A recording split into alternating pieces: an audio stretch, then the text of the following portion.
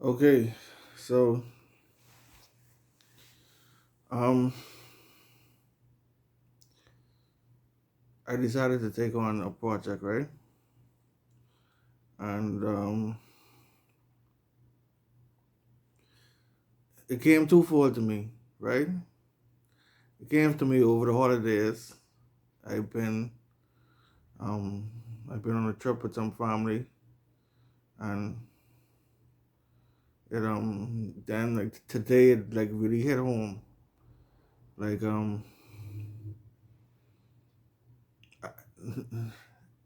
I went to work this morning. I did, but the brunt of everything what I had to do. I had a little, I guess, a mini break, and that's the time when I was like really plan out the rest of the day. And I just find myself like counting the time. Like I find myself like really sitting down and saying, okay, what time it is? And then when I look, it was like after 10, and I was just like, what? Like I really wanted the day to go fast, and I was like, I feel like this in a very long time. And it normally would be like, oh, like back in the day, like I have something exciting to do like after work. Like I just bring in a car and I have to go work on this car. I trying to freshen up this car, and I have everything there, and I just need to just put them in, and I just can't wait to get home to go do that, or something exciting like, oh, I have a date this afternoon with my favorite person or something like that. Like I can't wait to get home to go do that. So it just was it just was like alarming to me that I didn't really have nothing planned to come home and do. But I just was like, I was counting time, and today I wasn't like stressed out or anything. I mean, like I am stressed, and I'm not lie, but I wasn't overly stressed, like where like I just feel like I can't deal with it. I need to go home. It wasn't like that today. So that's why like it was just weird for me that I just was like counting time. So anyway, so I said, well, okay, well, I have to find something. So I was just give myself little projects to just like get off of everything. Like my mind was really thinking like I just need a career change probably. Like I was thinking that too. I mean, I like my job. I wouldn't say I love my job. I just like my job okay, and um, I get paid, and it's an okay job. I know how to do it, so I guess same things for me. Like the job just easy for me, like what I used to. So I used to clerk of works for my daddy construction company. So because I've been doing it so long, like just certain things just come second nature. So like I said, just it's not really I don't know, it just don't entice me no more. I don't feel like it don't engage me. It's just literally like I could do this in my sleep type of thing.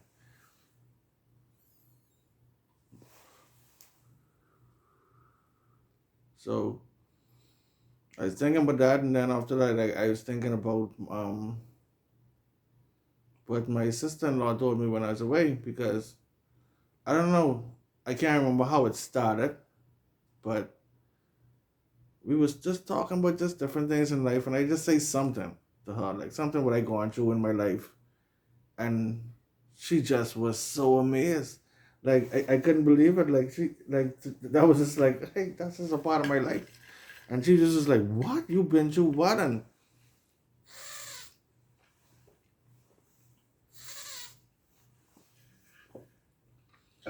it just reached a point where like, um, oh, sorry about my little container.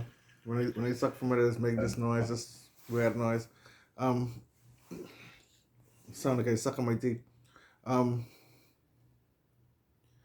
so and then like for some reason, like it just became like After the piece what I told her another piece, but after that, and it was just she just was so excited about everything. So it prompted me. She just asked, no, she prompted me actually. She told me she wanted me to start like from the beginning because she said my life like exciting for some reason, and I just was like, to me it's drama.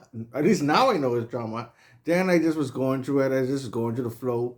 I just thought that was life. So like nothing was emotionally getting to me. It just was like okay. I mean, no, that's a lie too because I was emotionally, but I just chalk it up to just that's just normal, and that's just what I going through until I realized that no, my situation was far from normal. But I mean, of course, in a world where like everything is so connected now, of course, I have not. I don't want to say like I used to live in like people in Somalia or people in certain situations where like they really are it, but I guess it's just like levels to it. So everybody could feel something to their level. So for like um a billionaire saying that he lose $300 million and he still is a billionaire, to us it would be like, hey, you don't have no problems. Yeah, that's a lot of money to lose, but you still is a billionaire. So it just wouldn't hit us as much as it would hit, I guess, him to say, well, he invested into something and he lose $300 million off the investment and it hurt him in a certain way. But to us it'd be like, okay, that's like me losing my wallet with $5 in it. Like it's just $5, man. So but I guess for real. I always just tell certain people like I ask them this question, I say, well, if someone have $1 million and they lose 500,000, and then someone have $100 and they lose $100, like who lose the most? Like a lot of people, they jump and say the 500,000 person, but I just be like, yeah, if you're looking at it as actual money, but percentage wise, the person who loses $100 loses the most because he loses 100% of his money. He had $100, he loses $100, he's now to zero. The person who loses 500,000, he just loses half his money. So, but he still have the next half, and even though 500,000 is way more than $100, that's just half to someone whole. So, I guess it's just perspective. Um, so anyway, I was telling my sister-in-law same things I was going through, chronological order from, and she's a writer too. She write, I think, maybe if I correct, a couple of books. I mean, it's children books, mind you. From what I hear, I can't remember everything, but I just remember. But I know she's a writer. I know that for sure. She loved to read and stuff like that. Um, so this right here is supposed to be my audio draft because I trying to do everything myself. Maybe I might get someone in the end to like polish it up, maybe. But I trying to do everything myself, so I could do like a little audio draft. I could try to do these things in like little cuts. So maybe I might post it on YouTube if it's worthy enough later on. But um,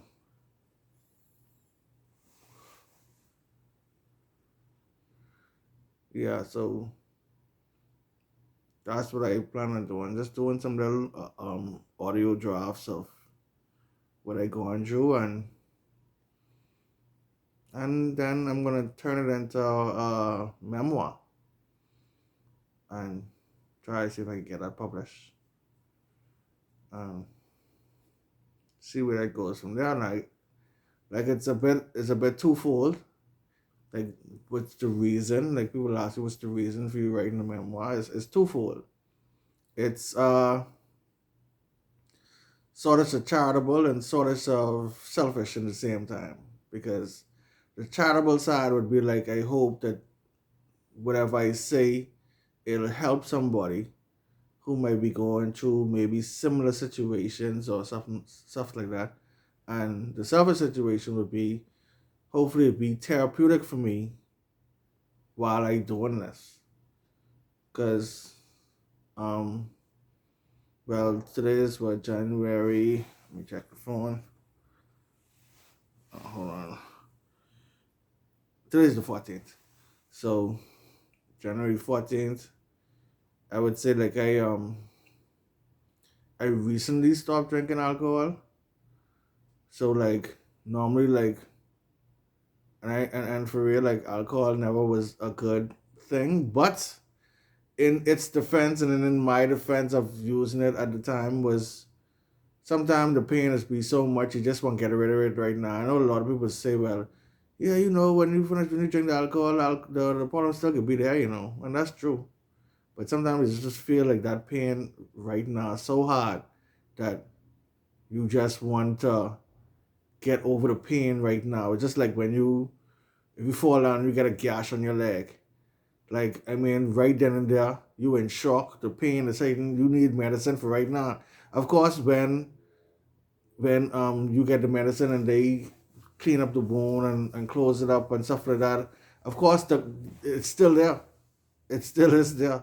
You still be feeling pain afterwards, but not as much as that initial gash when you get tear open and stuff like that. So um, sometimes I question when people say like, "Hey, the bottom circle be there," and like I say, I agree with them, but that was the reason why I was doing it. Now, one thing I would say to them to help them with their argument is that for real, like, you hating yourself when you do that, you hating your liver, you hating your kidneys, and then like because you get so used to certain things, you always have to go up.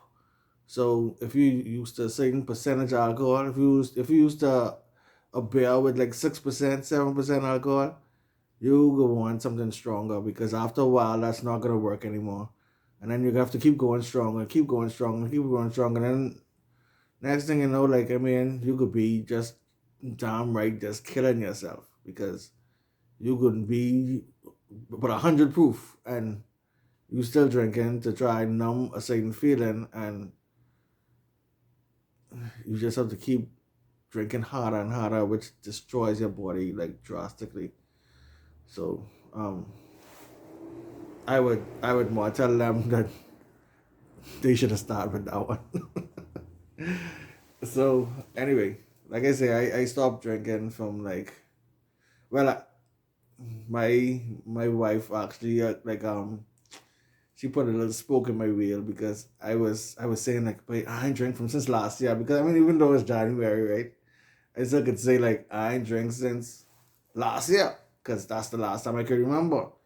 But then she reminded me when I took literally a sip. I bought some alcohol and I was about to drink it and I poured a glass and I took a sip and I put the cup down on the floor. And she came. And when she came, she because we kind of separated right now. So she came by me and she saw me drinking and she was just like, "Oh well, she don't want to be around me when I drink." And I just was like, "No, well I really didn't drink yet. Like I just really take a sip. See the bottle is very full, and my cup is full to the top, so you could see like what in the cup come out the bottle because the bottle literally like is a big bottle and only this much come out and just like the little nozzle to the top, the little skinny nozzle to the top, and my cup is this small. My cup like is full all the way to the top, so you can clearly see like I ain't really started yet, and because I didn't want her to leave, I I threw everything away. I threw out everything in the bottle. She watched me do it. I pour everything outside, and I took the cup and I pour everything in the sink, and that was that. But I did technically before she came, I did take a sip. So I really can't say like I ain't drink since last year, but I don't want that to count because it's literally just a sip. So anyway, I guess I'll figure it out if I can use that as a technicality or I can just live with it. Like, yeah, like I didn't. I ain't drank for 2023. I don't care about that step. So, anyway, um, So yeah, so I say, well, I just could write. I could write this memoirs. This is like a little project for like little stuff I going through right now, little stresses I going through. I guess I'll probably tell you all about that later. Or well, I have to be doing these videos, so it's gonna come to that. It's gonna come to that because that'll be present day. Um, when my sister-in-law first told me put that away, I was a bit hopeful and hoping that um me and my wife to get back together and we get back together properly. And then I still was gonna write it, but I just wanted it to like end good. I just wanted to say, well, yeah, well, going through all this as a child, going through all this as a teenager, going through all this as an adult, going through all this with my marriage, and at the end of the day, it turned out good. Because I say, like, if this thing's supposed to help people, at least the end should be good. To say, well, hey, this turned out good for this guy. Let me try to do what this guy did, or whatever like that. So, but at present day, right now, I would be honest and say that no, me and my wife is not together right now. She giving me mixed signals, and it don't really feel good because it like have me on a seesaw, which is what I actually wanted to name the book, like see, and then I saw like to say, well, how I did see it at the time, and now that I looking back in retrospect, I could say, well, no, like that's what that do something to me, even though like I didn't see it at the time. Just looking back now, like yeah, like I saw what's going now, but I don't know. I playing with that idea right now. If I find something better, um, because I was looking at this other book with this girl, this memoir with this girl, right, and she's right. All the boys I ever kissed, and I just was like, but anybody just pick up that book just off of what the name is. Seesaw, like I mean, what that mean? What that mean? But all the boys I ever kissed, I just want to see all the boys who ever kissed. Let me just go read this memoir to see all the boys who ever kissed. Just the name alone could just pull you, right? So I gotta go back into my writing bag because I ain't right from school time. I ain't right from school time. Everybody used to say when I was way advanced and how I used to write, and even my son look like he gets a change from me now. So because he just literally just got an award like 2 days ago, like for being a good writer. So something rub off. So even that inspired me now to say, well, let me just get back into my bag. I know I could be rusty at first, but I could play around. I could play around. I could try to give myself like a whole year. So it's January now. Hopefully, I could even if I don't get it like as far as like finished and published by December. At least I won't finish the book in December. I won't finish like writing it out, all the drafts and finish. It's the final draft. So that's what I want to do. Okay, so let me just let me just say like how this like how as far as I can remember how everything started with me, and I really don't remember much more. And before this time, it was just little rudimentary stuff. Like it was just like okay, like I just remember going to school and going away with my daddy. I can remember going away with my daddy. My daddy was like super fun around the time, at least to me. He was like my hero, and it was a weird dynamic because he was my hero, but I was scared of him. I was scared of him, and he was my hero at the same time. I just used to look at my daddy, like from through the little corner, and just see what he doing, and I just used to be so amazed. I just was like, but like, I won't be just like my daddy when I grow up. So,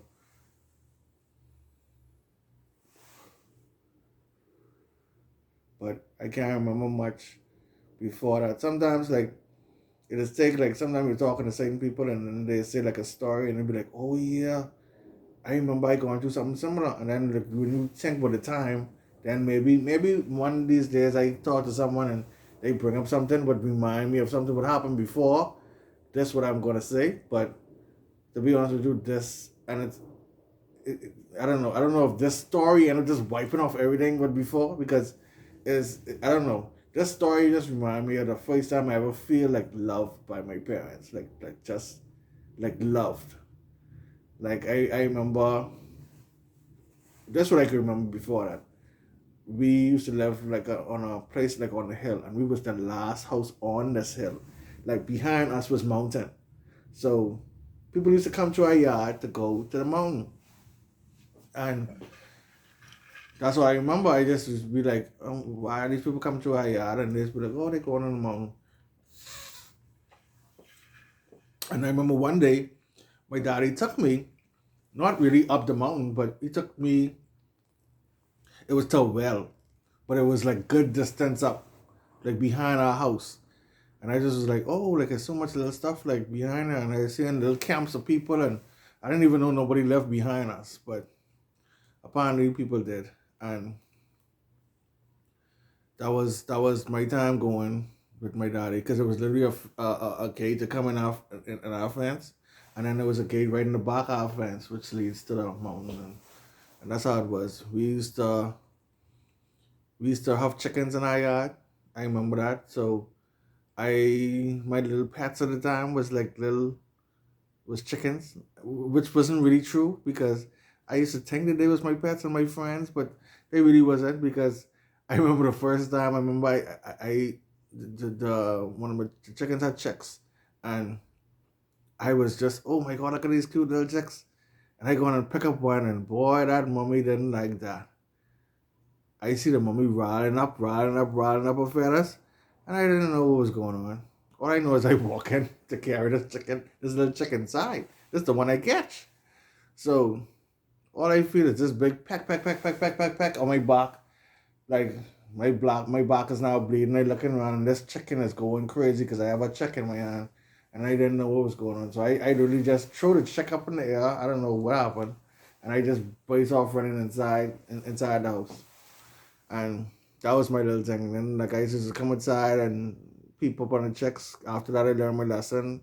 Just don't bother with none of them. I ain't into none of y'all. So yeah, so then just as I sit on the porch, we had like a tamarind tree which used to be leaning over the porch. So literally like you could literally just reach out and just pull like a tamarind and just shell it and eat it, and that was like the thing to do. I was little I was a little sheltered. I was a little sheltered. I remember a story. I gone to the beach with my church at the time, and I was so sheltered that I never saw a beach before in my life. And so the pastor or whoever was dealing with us, the Sunday school class, was telling us to like take off our clothes so we could go in the water. And everybody else knew how to just take off their clothes to they jockey or they panty or whatever like that, like because we literally was in church clothes. So but me, not me, I didn't even know what was going on. So you know what I do? I get stark naked. Stark naked, and it's a good thing that I had enough sense to go away from people when I was taking off my clothes. So everybody was in a group taking off their clothes, and I just was like, "Y'all where?" So I go on and I take off my clothes over there, and then everybody go on running, and then like I didn't even see when they go on. All I know is I take off my clothes now. I pack my clothes a little neat, and I getting ready to run out. And when I run out, I say, hold on. I am naked here, and there is nobody else on this beach naked. And I realized, okay, well, they're in the jockey, so I had to run back and put on my jockey, and then I come run out. And I realized that's what was happening. Didn't know how to swim, don't know nothing. All I know is it's the first time I ever see a beach in my life. So, or from what I can remember, because I can't remember seeing no beach before that. Maybe my daddy let me see a beach when I was not too young enough to even know what a beach was or what I looking at. But that's how it was. So, um, But this story was like it. Like I said, it just reminded me of the first time I feel like loved from my parents, and probably this is the first time I feel loved by my parents, but this is the only time in my life I ever feel loved by them at the same time because they was together at the time, and I'm sure what happened. So um, I used to get dropped at school, and then the taxi would bring me home. And no, sorry, no, that's a different part of the story. I started to mix it up. I used to get dropped at school, and I had to walk home, right? So yeah, as a little child, and that was like normal. Like it didn't just had me doing that. Like plenty parents had their little 4-year-old child like walking on the road, walking home. Like that was like a normal thing in the Caribbean and Trinidad. So don't think like that's like cool and unusual punishment. No, it was literally normal. So I remember it was I remember my daddy. He took me to the park for the first time, and we went by the park, and I can remember him buying me coconut water. Like it was this big truck with a bunch of coconuts in the back, and then you just ask them, and they just cut the coconut open, and they give it to you, and they give you a straw, and you drink the coconut water, and then you get a spoon after that, and you eat out the jelly. And I remember us doing that. I remember they had people roller skating on the around the park. That was a big thing then too. A lot of people was roller skating.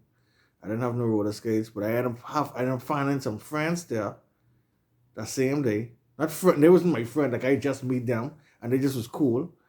And somebody I remember lent me their roller skates, and I didn't know how to skate, so they literally was like holding my hands while like they like guide me while I in somebody's skate shoes. And I just remember having fun that day. It was just me and my daddy. And after that we went home. And I remember like a couple of weeks after that now, um, some my school friends now, they were saying like they going to the park. Like I overheard them saying they're going to the park. And I was like, park? I was like, wait, I coming with y'all. I just been to the park with my daddy and I coming with y'all. So after school, we went to the park from school. Instead of me going walking home, I walked to the park. And well, it's not their fault. It is my fault that I didn't know. And I guess that they wouldn't have to tell me, but no one told me that they lived by the park. So, like a house right around the park is their house. And I didn't know that. I live far from the park. So now I walk this mission with them, and they actually walk home because they went to the park first, but after that they just gone home. Home was right there, and now I have to walk this long distance now to go back home, and this is in the night now. So now like it's just me by myself now. Gotta walk home now. I I I just try go back the way how I remember how we come there, and that's another thing too, another little funny part of the story. So, and an integral part of the story too. I didn't know the concept of money, so I I maybe would have saw my parents them paid for stuff, but I just didn't know what that was.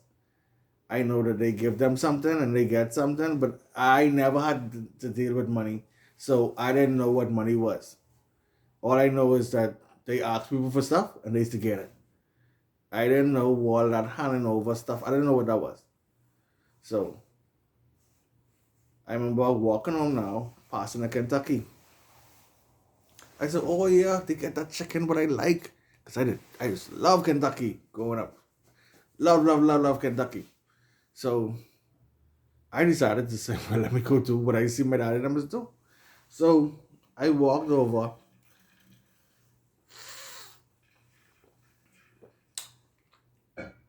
I got suck softer, so I can't hear that. So anyway, um, I walked over to Kentucky and stand up on the line. When I reached the front of the line, I pointed to them what I wanted. I can remember it being like, I really could remember it being like a 5 piece because I like it wasn't a 2 piece. It wasn't definitely not a 1 piece, not a 2 piece, not a 3 piece. It was like because we eat couple chicken at night. I remember like I eat couple chicken, my dad eat couple chicken, my mom eat couple chicken. But anyway, I don't want to get too far into the story. But anyway, walk to the front of the line, point to the people what I want. They go hook it up for me. They put it on the counter, and I grab it, and I leave. I start walking out, and nobody tell me, "Hey, little boy, you didn't pay for that." Nobody said anything to me, and if they did, I just would have to give them back the chicken because I didn't have a dollar. I didn't have no money. Like even when it comes to school, everything was done weighed out for me in school. So when I go to school, lunchtime, I carry lunch to school. I never used to buy no lunch from no canteen like how it's be today. Like everybody just carrying lunch to school. So I used to have my little lunch tin. So I know ain't nothing more on my lunch tin. So I know and of course when I go home, food could be home. But I like the Kentucky. So I go and get this Kentucky and nobody said nothing to me. And that was I don't know if that was a blessing. I don't know if the people they turn their back and I walk out and they didn't realize. And all I know is I didn't think about what I was doing. All I do is I remember grabbing the food. I turn around and I just walk and I walk to the door and I open the door and I walk out and I start walking home. That's me at literally like 4, 5 years old. So anyway, walk. I can't remember me getting lost, but I know it took a long time for me to get from the park to the bottom of the hill where I used to live. Finally, I see the opening to the bottom of the hill, and I know like ice walk because I think it's just one straight road. So good. I finally reached there now. Now you still have to walk this long walk up the hill now. Walk up the hill, but before I even reach in my yard, my mommy and my daddy out in the road calling my name, calling around, looking for me. And I remember just saying, hey, something like that. And the two of them just come rushing me. And they hug me up. And they kiss me. Mommy kiss me up, kiss me up, kiss me up. And I remember that lift me up. And I remember my mommy taking the Kentucky from me. And she take my school bag from me. And they carry me inside. And I didn't get row one bit. I didn't get one piece of rowing. All I remember, like they just asked me what happened. And I tell them the same story I telling you right now. Is I tell them I say, hey, because I mean I remember I didn't remember their names at the time. So let's just say their name is Carl and Bruce. So Carl and Bruce said it's going by the park. So I remember Daddy taking me to the park. So I said I'm going with them. I didn't know that they lived by the park, and so I had to walk back home. And I remember them talking to each other about stuff, but I really wasn't. I don't pay no mind when they talk to each other. So I just was like, but I say, hey, when I bring you to Kentucky, and I remember us, the three of us sit down in the living room, and the three of us eat the chicken. And I remember we had a couple of laughs. I remember that we was laughing at little stuff. I can remember that. Because I remember I didn't get, like back then we used to call it buff. I didn't get buff. I didn't get buff from my mommy. I didn't get buff from my daddy. Like they just was so happy to see me. And I actually did attribute that to the chicken back in the day. I used to be like, oh, well, see, I bring my family something. I bring my family some Kentucky chicken. So this little me not thinking that. And that was like one of the happiest moments like in my life. Like I literally did feel like super love from both my parents at the same time. And that was the first and the last time that would ever happen to me. And so I don't think none will ever happen to me for me to release this thought. And maybe because of that, subconsciously is why like I can't remember much before that. I can remember a bunch of stuff after that. But Before that, I like blank. I like blank. I can't remember much before that. But yeah, like I really did feel like super, super love. And that's the first installment of my memoir. So I'll talk to you all on the next video.